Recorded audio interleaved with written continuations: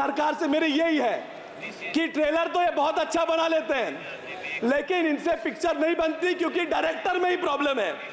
महोदय, मैं और मेरे निर्वाचन क्षेत्र के लोग बहुत ध्यान से बजट के भाषण को सुन रहे थे। आशा ये थी कि सांगली को इस बजट में कुछ हासिल हो, लेकिन दुर्भाग्य ये रहा कि सांगली तो दूर, लगभग 1.5 घंटे के भाषण में एक बार भी मेरे राज्य महाराष्ट्र का नाम नहीं लिया गया। असम और बिहार के नदियों में आने वाली बाढ़ की बात की गई, लेकिन महाराष्ट्र में भी बाढ़ आते हैं, लेकिन महाराष्ट्र में बाढ़ और उससे होने वाली जान और माल के नुकसान की हानि की बात अर्थमंत्री जी ने नहीं की। आंध्र के अमरावती की बात की गई, उनको हजारों करोड़ रुपए का फंड दिया गया, लेकिन महाराष्ट्र में भी अमरावती आती है, उसका जिक्र न किया गया।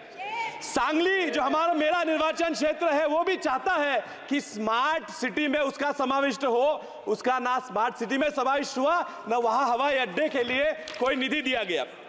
बिहार के सिंचाई योजनाओं के लिए AIBP और PMKSY से निधि देने की बात की गई, लेकिन मेरे महाराष्ट्र में, मेरे सांगली में विस्तारित महिषार और विस्तारित टेम्बू प्रकल्पों के लिए AIBP से निधि देने के लिए अर्थ मंत्री को कोई जरूरत महसूस नहीं हुई।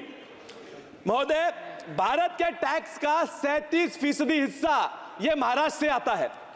भारत की GDP का 14% हिस्सा यह महाराष्ट्र देता है। सरकार का लक्ष्य है कि 5 ट्रिलियन की इकोनॉमी बनाएंगे। 5 ट्रिलियन की इकोनॉमी बनाने के लिए अगर भारत का महाराष्ट्र से 1 ट्रिलियन की इकोनॉमी ना बने तो ये 5 ट्रिलियन मुमकिन नहीं है। महाराष्ट्र के विकास के बिना इस भारत राष्ट्र का विकास होना नामुमकिन है। मैं महाराष्ट्र के एक स्टेट एंथम, जो हमारा राज्य गान है, उससे एक लाइन आपको बताता हूं। दारिद्र्याच्या उन्हात शिजला, निढळाच्या घामाने भिजला, देश गौरवासाठी झिजला, दिल्लीचे ही तख्त राखितो महाराष्ट्र माझा।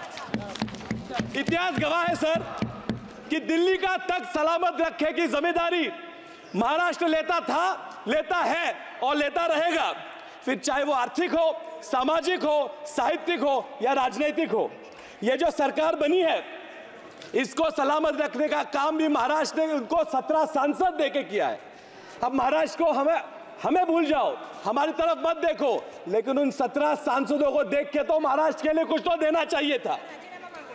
अभी ये दिख रहे हैं कुछ सांसद मुस्कुरा रहे हैं, इनको देख के पिक्चर का एक गाना याद आता है, तुम इतना जो मुस्कुरा रहे हो, क्या गम है उसको छुपा रहे हो। मैं जानता हूं इन्हें डर है कि वापस निर्वाचन क्षेत्र में जाके क्या कहेंगे, ये दुख उनको सता रहा है। खैर, इनकी मजबूरियां मैं समझता हूं सर। बैसाखियों पे बनी हुई सरकार से और लोग क्या अपेक्षा करेंगे। मुझे डर है कि ये बैसाखियों पे मजबूरी चलने वाली सरकार अपना देश न डुबा दे।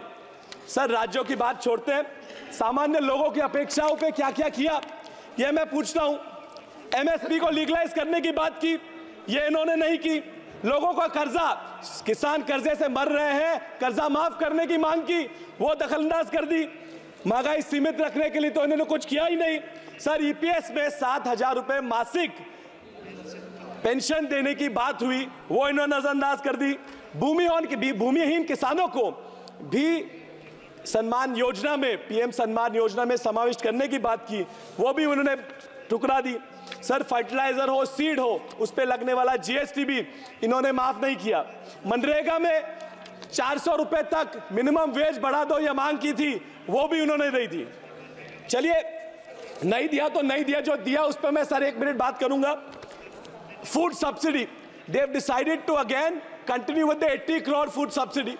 So it's a very ironic issue because the entire BJP's plan, election manifesto going around telling people was कि if you don't vote us back to power, आपकी फूड सब्सिडी खत्म हो जाएगी।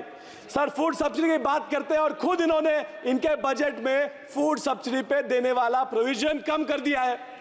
सर, ये किसानों की वेलफेयर की बात करते हैं, 13.5% फर्टिलाइजर की सब्सिडी के लिए होने वाला प्रोविजन इन्होंने कम किया है। सर, ये इंटर्नशिप की बात करते हैं, 500 फर्म मिलकर 20,000 लोग हायर करेंगे, बात करते हैं, मुझे ये मुमकिन नहीं लगता। सर, ये 3 करोड़ घर बनाने की बातें करते हैं। मैंने पूरा बजट छान मारा, पिछले बजट से इस बजट में सिर्फ 5% ज्यादा प्रोविजन किया है। ये किसे फंसाने की कोशिश कर रहे हैं? सर ये छोड़ के बजट में 70,000 पिछले वोटर अकाउंट में और 60,000 इस वोटर अकाउंट में उन्होंने न्यू स्कीम्स के लिए दिए हैं। कौन सी न्यू स्कीम्स है, इससे क्या होने वाला है, क्यों नहीं बताते? हमसे वोट मांग रहे हैं और नहीं बता रहे 60,000 रुपए कहां जाए। Sir you are in this budget, is this a budget only of announcements और is a budget only for actual provisions? मैं आपको हमारे संत तुकाराम महाराज जी का एक अभंग सुनाता हूं। बोला चीज कड़ी बोला सात बात, जेवनिया तृप्त कौन झाला।